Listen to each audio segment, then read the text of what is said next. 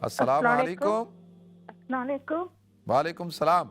कैसे हैं मुफ्ती साहब, ठीक अल हैं आप? अल्हम्दुलिल्लाह जी, बिल्कुल अल्लाह का करम, शुक्र अल्लाह का। आपको उम्रा करने की बहुत बहुत मुबारक देना चाहती हूँ। खैर मुबारक।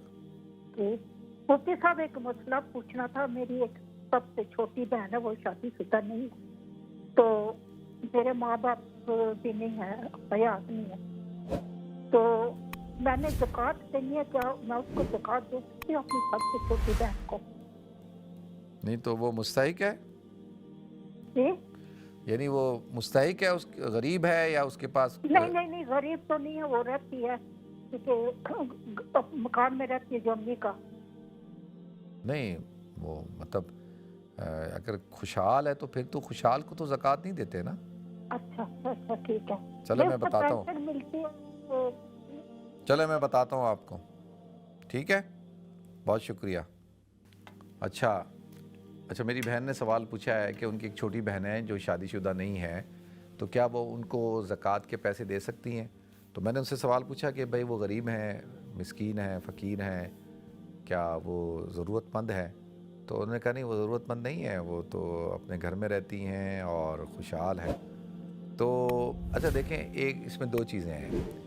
एक तो ये कि आप ये समझ रही हैं कि वो शादीशुदा नहीं है तो हम उनको ज़कात दे सकते हैं। नहीं, ऐसा नहीं है। एक खातून होती हैं जो बेवा होती हैं या जिनकी शादी नहीं हुई होती, लेकिन वो खुशहाल होती हैं और वो मुस्तहिक नहीं होती, तो आप सिर्फ इस वजह से कि जी वो बेवा हैं या इस वजह से कि उनकी शादी नहीं हुई कि हम उनको ज़कात दे सकते हैं, तो ये रीज़न नहीं है ज़कात देने का, ठीक है?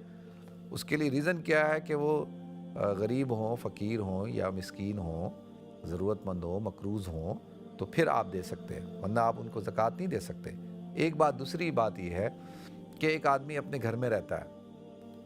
बहुत सारे लोग ऐसे हैं जो अपने घरों में रहते हैं लेकिन वो बेचारे मकरूज़ हो जाते हैं। वो उनके तो घर तो हवाइज असलिया में से है ना, ज़रूरियात ज़िंदगी में से है ना, वो तो आपकी ज़रूरत में से है। तो ये नहीं कहा जाएगा कि भाई घर भेज दो। तो अब वो मकरूज़ हो गए, उनके ऊपर हालात आ गए, कुछ इस किस्म की सूरत हाल बन गई, लेकिन रहते अपने घर में।